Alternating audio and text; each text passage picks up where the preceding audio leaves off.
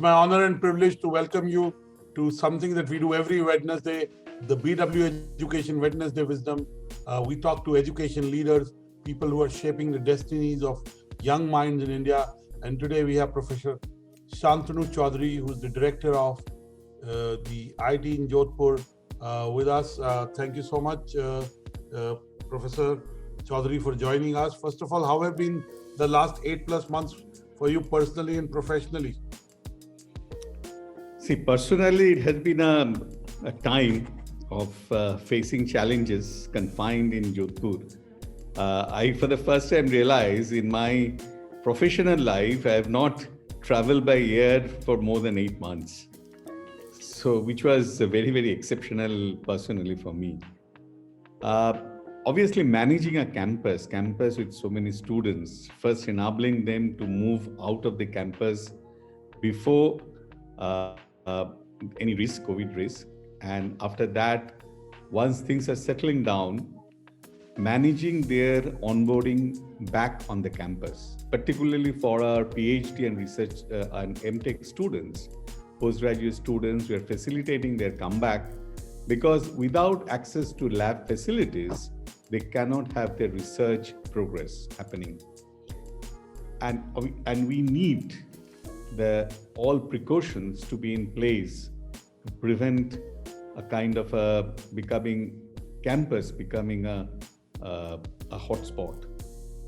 So we worked out a strategy of putting in, and this I never thought in an academic institution we have to work, how to set up an isolation block, how to set up a super isolation block if somebody is detected with COVID, somebody coming from outside, putting into isolation, getting them tested periodically, and if somebody is turning out positive, putting them into super isolation. Now, these as part of a student administration has been a completely new experience. But when it comes to academics, that has been a huge challenge. We switched to online, and we have done an online teaching all through. And we had an advantage because even before COVID, we were running a program for professionals and MTech in AI completely in online mode, but it had a blended component in which they were supposed to also come to the campus for 14 days in the semester. But because of COVID, that we could not implement, but we had an experience of running programs online. So we made use of that experience and switched to the online teaching. And what we have done in that we finished that semester, but in new semester, we have done some innovations or try to do something which are more student friendly as per our understanding and discussion with the students. In online courses, it's very difficult to focus for a larger time period in the class. Also, at the same time, trying to juggle with multiple subjects also become problem when you are actually going through your study material alone, mostly isolated in a home, without much access to the library. You have to search on the internet for the materials. So what we did, we have divided the whole academic year into 4 equal parts, into 4 quarters. And we're reducing the number of courses a student has to do in 1 quarter. And so they're doing fewer number of courses. Also, what we have done, we have reduced a contact time from 1 hour to about 35 to 40 minutes. So it's a focused lecturing for a focused smaller time period. And also at the same time, we have also switched in a big way to flip teaching. That means we are lecturing, but also at the same time giving the material, they're coming back, exercise, there are questions and answer exercises like that. And that way we have actually tried to have very focused study for the students. But evaluations has been always a problem. In fact, that's why I cannot have an end semester kind of an exam for a 3 hours duration and things like that. So we have reduced the weightage to the end semester exam. And I think that is something which is an interesting thing that we found, that continuous evaluation, quizzes in the class, projects, group projects, allowing people to work together in small projects, coming up with term papers, making presentations, and giving more weightage to that, really make sure that I'm having continuous evaluation. And other experiment, we hope it will happen because of this quarter, we are also have plan in place by which the students will visit campus in a quarter in a rotational basis. So that they will come in one quarter and do all the labs where they need to do physically, and then they will go back home. So we have restructured the entire academics, meeting the challenges of the COVID time. This is how we are managing, and we hope it is becoming useful for the students and also giving us a new experience and new possibilities to explore. Thank you so much, Professor Chaudhary, for so eloquently sharing what you went through and what are your plans for your students at IIT Jodhpur, for the educational ecosystem, stakeholders, including your professors. And clearly, some of the practices you've shared are novel and at least help in dealing with a change environment, at least for the short term. We'll see what is long term. Long term, yeah. A lot has been said about, hybrid learning, mixed learning, the combination of physical and online, on campus and off campus. What is your view, especially when it comes to engineering education? You talked about how PhD students and PhD scholars, because they could not access labs, it did hamper them, because their work is very hands-on. It's about, practical. It's about, seeing the results of a certain hypothesis. So what is your view on hybrid learning? Do you think it's here to stay permanently, or do you think it's temporary as COVID goes away sometime early this coming year? Then we can go back to being on the campus fully and go back to the old traditional tested way of teaching and learning? See, there are different opinions related to these, and if you ask me, I have a mixed feeling about this whole concept.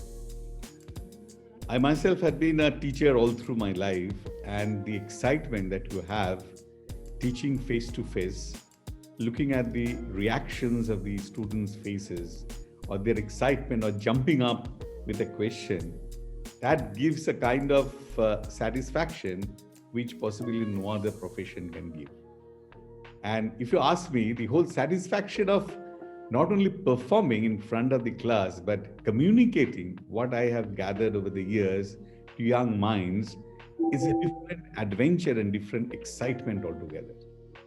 But given the way the things have changed, the new reality is also something to be really looked at and considered with sufficient possibilities and exploratory attitude. Let me take, for example, professional education. See, one part of it, that classroom education, which is happening in the institutes, but there is also a dimension of what is called professional education, where our education also meets the requirement of professionals outside the institute, even in industry. And that continuing education programs had been part of the IIT curriculum, the IIT activities for a very long time. Also, there is, therefore, these professional education today can have a different modality of delivery. Earlier, we were expecting that the students will come to the campus, spend some time. The students will visit the campus maybe in the evening and do professional courses. But now, this can happen completely online and in a blended mode. And that blended mode actually gives us a huge advantage to an institute like IIT Jodhpur, which is located at a far off place, far away from the industrial hubs in the country. But it needs to get closely connected with them. Now, a very nice way to get connected with them to run specialized programs in a blended mode, where I have maybe some postgraduate students working for postgraduate degrees sitting in my classroom, and I have professionals working in the industry also linked to that classroom and participating. Now, and that if we can create a collaborative learning experience, then the students who are fresh, say BTechs joining an MTech program, and they're sitting in this classroom with professionals who are actually working in the industry, can create a different learning ecosystem distinct from an university-centered learning ecosystem. This also enables us to give live projects where some people in the institute works on theoretical part, and the practical part, the other students in the class who are working in the industry or in a practical industrial setting, lab setting, can try out those theoretical work. So it can be a collaborative project naturally in the class between an industry and academic institution. And in Indian context, these kind of things can bring us a huge advantage where there exists a gap between academia and industry in terms of taking technology forward. With Atmanirbhar Bharat, this is being talked about, and this has to become more intrinsic and organic to the education system. So this blended learning can bring that possibility into a reality. In fact, we are actually doing a blended learning example for a new program that we have started with AIIMS. That with AIIMS Jodhpur and IIT Jodhpur together is running a program in medical technologies, where engineers and doctors are sitting together in the same classroom and exploring things.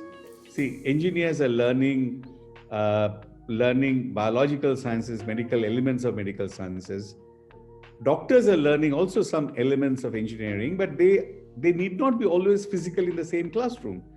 Doctors may be in the hospital, but at the same time looking into an engineering subject, learning about it. And they are also going through an experience of immersion. Because by immersion, I mean that they are very closely watching what happens in an OPD of AIIMS, what is happening in IPD of AIIMS, maybe also what is happening in an OT. This enables them to discover gaps because they are actually watching things happening in real life, real time, and they can figure out what are the gaps in the whole processes and how technology can come in and bridge those gaps. And they can innovate in that space and may even become entrepreneurs. Now, what we are doing is the medical technology field can be very easily extended towards any other engineering area. Because sitting in an academic institution through these modalities and experiencing the problems in industry, so this experiential aspect of learning which this COVID and this technology has brought to us has an immense value. And we have to exploit that value. And we are putting programs in place by which we can exploit this value to the maximum possible extent. Another part, I just would like to just touch upon this. We have also introduced a concept aligned to this new education policy, that of what we call casual students. So students anywhere in the country who may not be an IIT student, he may be studying in any other engineering college, can register for a single course at IIT Jodhpur and do it in this blended form. Currently, even in this current situation, we have students registered in our class who are working in Bangalore. Okay? And they can earn credits for doing that course. Okay? They will get certificates. And this is very nicely aligned with the concept of credit bank, which this new educational policy has brought in. So the students can actually register the number of courses, maybe a number of institutions as well, and earn credits from different courses, put them together, and may petition an university for a particular diploma or degree. This is the new reality of education which is coming in.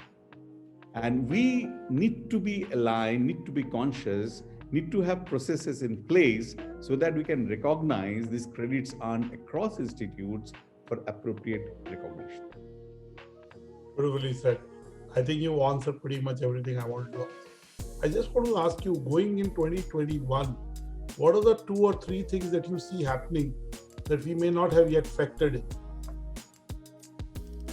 See, this is a very difficult question to answer because nobody knows the future. You're not an astrologer. The current situation is. But where you are, and you can see the green shoots of new ideas, thoughts, new trends, and then hence I ask you this question. Yeah, so let me just put in terms of a new, which is not so new, but it would become majorly used tomorrow in variety of domains, is that of concept of digital twins.